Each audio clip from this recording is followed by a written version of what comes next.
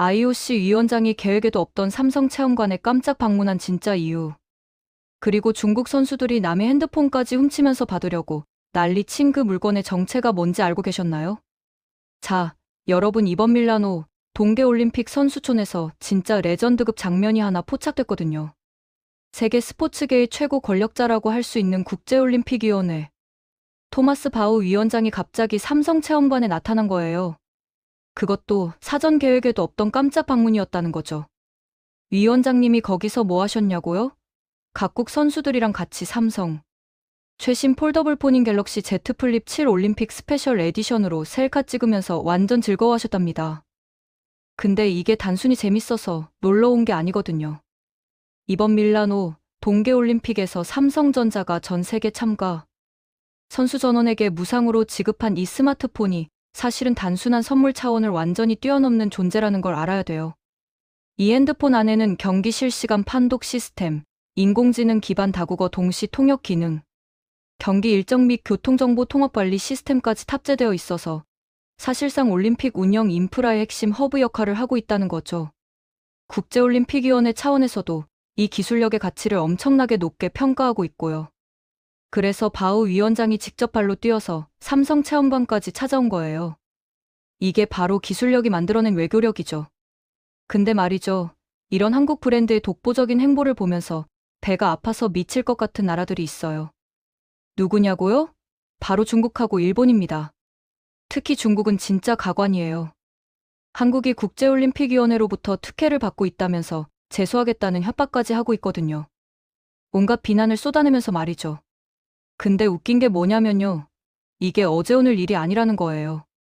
평창 동계올림픽 때부터 삼성이 올림픽 스페셜 에디션 스마트폰을 선수들에게 지급하는 걸 엄청 못마땅해 했거든요. 그때도 똑같이 방해 공작 펼쳤어요. 그런데 진짜 어이없는 건 여기서부터예요. 앞에서는 한국 제품 깎아내리고 저품질이라고 욕하면서 뒤에서는 뭐 하냐고요? 공짜로 주는 수백만 원짜리 삼성 스마트폰 받으려고 중국 선수들이 떼거지로 몰려들어서 줄 서고 있다는 거예요. 아니 이게 끝이 아니에요. 심지어 다른 나라 선수 핸드폰까지 훔치는 사건이 발생했답니다. 더 가관인 건 선수도 아닌 코치진까지 선수인 척 행세하면서 물건 내놓으라고 협박하는 추태를 부리고 있다는 거죠. 이게 대체 무슨 정신 상태인 건지 모르겠어요. 중국 네티즌들은 또 뭐라고 하냐면요.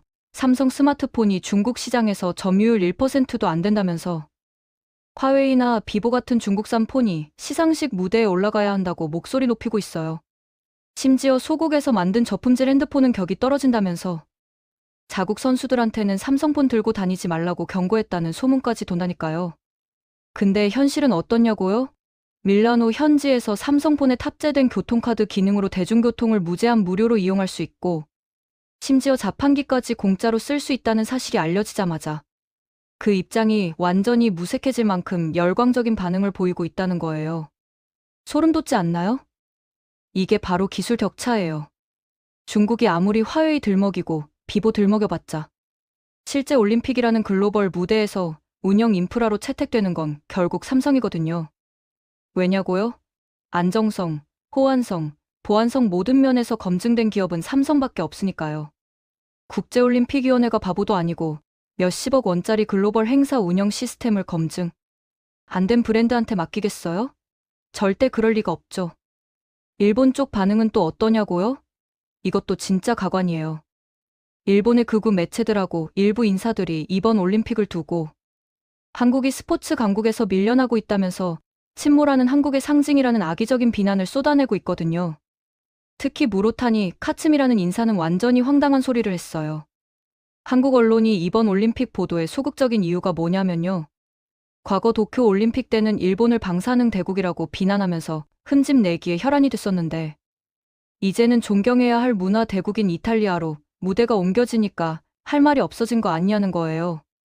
아니 이게 무슨 논리인지 정상적인 사람이라면 이해가 안 되죠. 게다가 한국 선수단의 규모가 조금 줄어든 걸 가지고 한국 스포츠의 몰락이라면서 조롱 섞인 분석까지 내놓고 있어요. 근데 진짜 웃긴 게 뭐냐면요. 선수단 규모가 줄어든 건 동계 스포츠 종목 특성상 자연스러운 거고 우리나라가 쇼트트랙이나 스피드 스케이팅 같은 핵심 종목에서는 여전히 압도적인 전력을 유지하고 있거든요. 오히려 효율적인 선수 선발과 집중 투자 전략의 결과라고 봐야 되는데 이걸 몰락이라고 포장하고 있다니 참 한심하죠. 일본 측에서 가장 불쾌해하는 부분이 뭐냐고요? 바로 삼성이 선수들한테 핸드폰 나눠주는 마케팅 전략이에요. 선수들이 시상대에서 셀카를 찍는 장면이 전 세계로 생중계되면서 자연스럽게 삼성 브랜드가 노출되는 거. 이게 계산된 홍보 효과를 극대화하는 전략이라면서 완전 불쾌함을 감추지 못하고 있어요. 근데 이게 왜 문제가 되냐고요? 원래 올림픽 시상대에는 개인 소지품 반입이 엄격하게 금지되어 있었거든요. 그런데 삼성이 이걸 깨고 선수들이 영광의 순간을 직접 기록할 수 있게 만들면서 전 세계의 강력한 브랜드, 이미지를 각인시키는데 성공한 거예요. 이게 얼마나 대단한 건지 아세요? 올림픽 규정을 바꾸는 거예요. 국제올림픽위원회가 인정할 만큼 가치 있는 제안을 해서 수십 년간 지켜져 온 규칙을 변경시켰다는 거죠. 이게 바로 소프트 파워예요. 기술력으로 문화를 바꾸고 규칙을 바꾸는 거죠. 일본은 이걸 두고 한국 정부의 국책 사업이니 국제올림픽위원회와의 유착이니 하면서 근거 없는 비판을 이어가고 있어요. 근데 진짜 웃기는 게요. 일본 기업들도 똑같이 하고 싶어서 환장했다는 거예요. 소니도 파나소닉도 다 해보고 싶었을 거예요. 근데 왜 못했을까요? 기술력이 안 됐으니까요. 국제올림픽위원회를 설득할 만한 혁신적인 제안을 못했으니까요. 심지어 일본 측에서는 러시아 선수들한테도 삼성 스마트폰이 지급됐는지를 따지면서 이게 전범국 제재 위반 아니냐는 꼬투리까지 잡으려고 애쓰고 있어요. 근데 우리 기업들 대응이 완벽했거든요. 평창 올림픽 때 이미 북한 선수들한테는 지급하지 않았던 전례가 있어요. 그리고 이번에도 이건 올림픽 운영위원회의 무상 패키지에 포함된 사항이라서 개별 기업이 관여할 부분이 아니라는 완벽한 논리로 대응했습니다. 법적으로도 윤리적으로도 하나도 문제될 게 없다는 거죠. 이쯤에서 우리가 짚고 넘어가야 할 게 있어요. 왜 중국이랑 일본이 이렇게까지 발작하는지 말이죠. 이유는 간단해요. 자기네들이 절대로 할 수 없는 일을 한국이 해내고 있으니까요. 중국은 그동안 물량 공세로 세계 시장을 장악해왔어요. 싼 가격에 그럭저럭 쓸만한 제품들을 쏟아내면서요. 근데 올림픽 같은 프리미엄 무대에서는 통하지 않는 거예요. 왜냐고요? 여기는 가격 경쟁력이 아니라 기술력과 브랜드 신뢰도가 결정하는 무대거든요. 일본은 또 어떻고요? 과거에는 전자제품 하면 일본이었어요. 소니, 파나소닉, 도시바, 샤프 이런 브랜드들이 세계를 지배했죠. 근데 지금은요? 완전히 뒤처졌어요. 특히 스마트폰 시장에서는 거의 존재감이 없다시피 하죠. 일본 국내 시장에서도 아이폰이랑 삼성이 양분하고 있을 정도예요. 자국 브랜드가 자국 시장에서도 밀려난 거예요. 이게 얼마나 자존심 상하는 일이겠어요. 그래서 이들이 선택한 전략이 뭐냐고요? 한국 제품 깎아내리기예요. 직접적인 경쟁에서는 이길 수 없으니까 이미지 전쟁을 하는 거죠. 소국이니 저품질이니 특혜니 이런 프레임을 씌우려고 온갖 노력을 다하고 있어요. 근데 현실은요? 전 세계 선수들이 삼성 핸드폰 받으려고 줄 서고 국제올림픽위원회 위원장이 직접 체험관 찾아오고 시상대에서 선수들이 자랑스럽게 셀카 찍는 거예요. 여기서 하나 더 재밌는 사실을 알려드릴게요. 이번 밀라노 올림픽에서 삼성이 제공한 갤럭시 Z 플립 7 올림픽 에디션의 시장 가치가 얼마인지 아세요?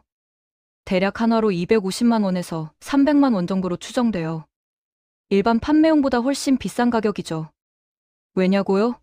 올림픽 스페셜 에디션은 한정판이고 거기다가 올림픽 운영 시스템이 통합된 특수 사양이거든요. 게다가 참가 선수 전원한테 지급되는 거니까 수량으로 따지면 몇만 대 규모예요. 이게 얼마짜리 마케팅 투자인지 계산해보세요. 수백억 원 규모죠. 근데 삼성은 왜 이런 어마어마한 투자를 하는 걸까요? 바보같이 돈 낭비하는 거예요? 절대 아니죠. 이게 바로 전략적 브랜드 마케팅이거든요. 올림픽이라는 플랫폼을 통해서 전 세계 수십억 명한테 삼성 브랜드를 각인시키는 거예요. 특히 시상대에서 선수들이 셀카 찍는 장면은 각국 방송사를 통해 실시간으로 중계되잖아요. 이게 얼마나 강력한 광고 효과인지 상상이 되세요? 일반 광고는 사람들이 스킵하거나 무시하지만 올림픽 시상식은 전 세계가 집중해서 보는 콘텐츠예요. 게다가 선수들이 자발적으로 사용하는 거니까 신뢰도도 엄청나게 높죠. 마케팅 전문가들 사이에서는 이번 삼성의 올림픽 전략을 교과서적인 사례로 평가하고 있어요. 단순히 제품을 나눠주는 게 아니라 올림픽 운영 인프라의 일부로 자리매김시켰다는 점에서 완전히 다른 차원의 접근이라는 거죠. 제품 협찬을 넘어서 시스템 통합을 해낸 거예요. 이게 얼마나 대단한 건지 아세요? 경쟁사들이 절대로 따라할 수 없는 영역이에요. 왜냐고요? 하드웨어, 소프트웨어, 네트워크, 보안. 모든 분야에서 최고 수준의 기술력을 가지고 있어야만 가능한 일이거든요. 중국 화웨이가 아무리 스마트폰 만든다고 해도 올림픽 운영 시스템 통합은 꿈도 못 꿔요. 왜냐고요? 보안 문제 때문이죠. 국제올림픽위원회가 중국 기업한테 전 세계 선수들 개인정보랑 경기 운영 데이터를 맡기겠어요? 절대 그럴 리 없죠. 미국이나 유럽 국가들이 화웨이 장비 쓰지 말라고 경고하는 이유가 뭔지 다들 아시잖아요. 보안 백도어 의혹 때문이에요. 이런 상황에서 올림픽 같은 초대형 글로벌 이벤트에 중국 기업이 끼어들 여지는 전혀 없는 거예요. 일본 기업들도 마찬가지예요. 소니가 한때 세계 최고의 전자제품 회사였지만 지금은 스마트폰 사업에서 거의 철수한 상태예요. 엑스페리아 시리즈가 있긴 하지만 시장 점유율이 1%도 안 돼요. 글로벌 경쟁력이 완전히 사라진 거죠. 이런 상황에서 올림픽 파트너십을 따낼 수 있겠어요? 불가능하죠. 국제올림픽위원회는 검증된 글로벌 리더와만 손잡아요. 그게 바로 삼성인 거고요. 더 재밌는 건요. 중국 선수들이 삼성폰 받으려고 난리치는 이 상황을 중국 정부가 어떻게 받아들이고 있냐는 거예요. 공식적으로는 아무 말 안 하지만 속으로는 엄청나게 창피해하고 있을 거예요. 자국민들한테는 한국 제품 쓰지 말라고 선전하면서 정작 자국 선수들은 한국 제품 받으려고 줄 서고 심지어 훔치기까지 하니까요. 이게 얼마나 모순적인 상황이에요. 일본 초비상이네요. 일본도 비슷한 처지예요. 자국 언론에서는 한국 스포츠 몰락이니 뭐니 하면서 떠들어대지만 정작 일본 선수들도 삼성폰 신나게 쓰고 있거든요. 아니 쓰는 정도가 아니라 인스타그램이나 소셜미디어에 자랑하면서 올리고 있어요. 이게 현실이에요. 국뽕 선전과 실제 현장의 간극이 이렇게 크다는 거죠. 이번 사건을 통해서 우리가 배울 수 있는 교훈이 뭘까요? 바로 기술력이 곧 국력이라는 거예요. 군사력도 중요하고 경제력도 중요하지만 결국 첨단 기술력을 가진 나라가 세계를 리드하는 거예요. 삼성이 올림픽 파트너로 선정된 건 단순히 돈을 많이 냈기 때문이 아니에요. 국제올림픽위원회가 필요로 하는 기술적 솔루션을 제공할 수 있는 유일한 기업이었기 때문이죠. 여기서 하나 더 짚고 넘어갈 게 있어요. 삼성의 폴더블폰 기술력이 얼마나 압도적인지 말이죠. 갤럭시 Z 시리즈는 전 세계 폴더블폰 시장에서 80% 이상의 점유율을 차지하고 있어요.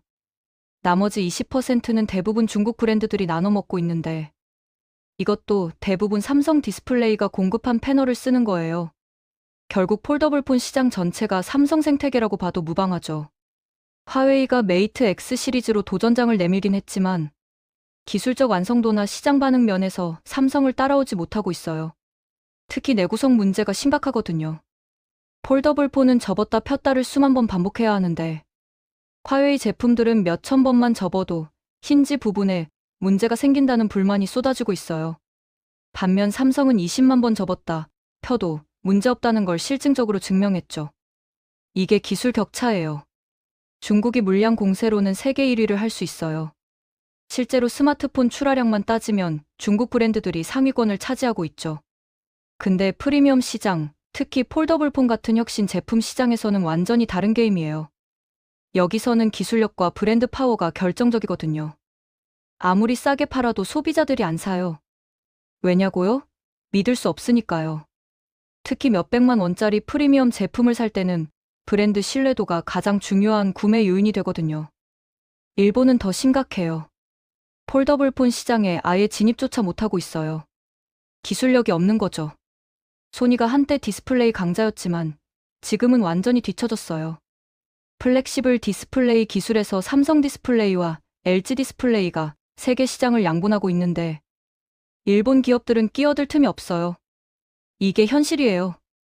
밀라노 올림픽에서 벌어지고 있는 이 상황을 보면서 우리는 한국 기업들이 얼마나 대단한 성과를 이루고 있는지 다시 한번 확인하게 돼요. 중국과 일본이 시기 질투하면서 온갖 비난을 쏟아내는 건 역설적으로 한국의 위상이 그만큼 높아졌다는 증거예요. 예전 같았으면 한국 기업을 두고 이렇게까지 발작하지 않았을 거예요. 이제는 무시할 수 없는 존재가 됐으니까 이렇게 필사적으로 깎아내리려고 하는 거죠. 국제올림픽위원회 토마스 바흐 위원장이 삼성 체험관을 방문한 건 단순한 친선 방문이 아니에요. 이건 파트너십에 대한 공식적인 인정이자 감사의 표시예요. 올림픽 운영이 성공적으로 진행되고 있는 게 삼성의 기술 지원 덕분이라는 걸 인정하는 거죠. 이게 얼마나 대단한 거예요. 세계 스포츠계 최고 권력자가 한국 기업한테 고개 숙이는 거나 마찬가지잖아요. 선수들 반응도 압도적이에요. 각국 선수들이 소셜미디어에 올리는 게시물들 보면 삼성폰 자랑하는 내용이 엄청나게 많아요. 특히 카메라 성능이 대박이라는 반응이 많거든요. 올림픽 스페셜 에디션은 일반 모델보다 카메라 성능이 더 업그레이드 됐어요. 선수들이 경기 전후 순간들을 프로급 화질로 기록할 수 있게 해준 거죠. 이게 얼마나 의미 있는 일인지 아세요? 선수들한테는 올림픽이 인생에 한 번 올까 말까 한순간이거든요. 그 소중한 순간을 최고의 품질로 기록하게 해줬다는 게 얼마나 감동적인 일이에요. 중국 네티즌들이 화웨이나 비보를 들먹이는 건 정말 웃긴 일이에요. 화웨이는 미국 제재 때문에 구글 서비스도 못 쓰는 상황이거든요. 올림픽 같은 국제 행사에서 구글 서비스 없는 스마트폰을 쓰라고요? 말도 안 되는 소리죠. 선수들이 유튜브로 자기 경기 영상 못 보고, 지메일 못 쓰고, 구글 맵스로 길 찾기도 못 한다고요? 그게 말이 돼요? 올림픽 운영위원회가 그런 제품을 채택할 리가 없죠. 비보는 또 뭐예요? 중국 내수용 브랜드잖아요. 글로벌 서비스 네트워크도 없고, 다국어 지원도 형편없고, 보안 인증도 제대로 안 돼 있어요. 이런 브랜드가 올림픽 파트너가 될 수 있다고 생각하는 게 정말 순진한 거예요. 국제올림픽위원회는 전 세계 모든 국가에서 문제없이 작동하는 시스템을 원해요. 그걸 제공할 수 있는 브랜드는 삼성과 애플 정도밖에 없어요. 근데 애플은 폴더블 폰도 없고 다양한 폼팩터 제공도 안 되고 커스터마이징도 제한적이에요. 결국 최적의 선택은 삼성일 수밖에 없는 거죠. 일본 언론이 한국 선수단 규모 줄어든 걸 가지고 몰락 운운하는 것도 정말 웃겨요. 동계올림픽 선수단 규모는 종목별 출전권 획득 여부에 따라 결정되는 거예요. 한국은 전통적으로 쇼트트랙, 스피드 스케이팅, 피겨 스케이팅 같은 빙상 종목에 강하고 설상 종목에는 상대적으로 약하죠. 이건 지리적 환경과 스포츠 인프라의 특성 때문이에요. 알프스 산맥 품고 있는 유럽 국가들이나 로키 산맥 있는 북미 국가들이 설상 종목에 강한 건 당연한 거잖아요. 근데 우리가 집중하는 빙상 종목에서는 어떻게 하고 있냐고요? 여전히 세계 최강국이에요. 쇼트트랙은 말할 것도 없고 스피드 스케이팅에서도 계속 메달을 따내고 있어요. 이게 선택과 집중 전략의 결과예요. 모든 종목에 다 투자하는 게 능사가 아니라 우리가 잘할 수 있는 종목에 집중해서 확실하게 성과를 내는 거죠. 이게 효율적인 스포츠 행정이에요. 일본은 자국 선수들 성적도 별로 안 좋으면서 남의 나라 걱정하고 있어요. 특히 피겨 스케이팅에서 한때 자랑하던 위상이 완전히 무너졌잖아요. 한유 유주를 은퇴하고 나니까 기대할 만한 선수가 거의 없는 상황이에요. 여자 싱글도 마찬가지고요. 반면 한국은 김연아 이후에도 계속 우수한 선수들이 나오고 있죠. 이게 시스템의 차이예요. 일본은 특정 스타 선수에 의존하는 구조지만 한국은 지속적으로 인재를 발굴하고 육성하는 시스템이 구축되어 있어요. 무로타니 카츠미라는 인물의 발언은 정말 황당 그 자체예요. 한국 언론이 이탈리아를 존경해서 비판을 자제한다고요? 말도 안 되는 소리죠. 한국 언론이 이번 올림픽 보도에 상대적으로 덜 집중하는 건 단순히 시차 문제하고 시청률 문제 때문이에요. 밀라노는 한국과 시차가 8시간 차이 나거든요. 주요 경기들이 한국 시간으로 한밤중이나 새벽에 열려요. 시청자들이 실시간으로 보기 어려운 시간대죠. 그래서 생중계보다는 하이라이트 위주로 보도하는 거고요. 도쿄올림픽 때 방사능 문제를 제기한 건 정당한 우려였어요. 후쿠시마 원전 사고의 여파가 아직도 진행 중인데 그 근처에서 올림픽을 연다는 게 안전한 건지 의문을 제기하는 건 당연한 거잖아요. 실제로 많은 나라들이 같은 우려를 표명했어요. 한국만 그런 게 아니에요. 근데 일본은 이걸 한국의 시기 질투로 몰아가려고 하죠. 정말 뻔뻔한 거예요. 이탈리아가 문화 대국인 건 맞아요. 근데 그게 한국 언론이 비판을 못한다는 이유가 되나요? 전혀 논리적이지 않은 주장이에요. 한국 언론은 문제가 있으면 어느 나라든 비판해요. 미국이든 중국이든 일본이든 이탈리아든 가리지 않아요. 이번 올림픽에서 특별히 문제될 만한 이슈가 없으니까 비판 보도가 적은 것뿐이죠. 오히려 밀라노 올림픽은 지금까지 꽤 성공적으로 진행되고 있어요. 선수촌 시설도 좋고 경기장 운영도 원활하고 무엇보다 삼성의 기술 지원 덕분에 각종 디지털 서비스가 완벽하게 작동하고 있거든요. 선수들 만족도가 엄청나게 높아요. 이게 다 한국 기업 덕분이라는 거 일본은 인정하기 싫겠죠. 재밌게 보셨다면 구독과 좋아요, 알림 설정 부탁드립니다.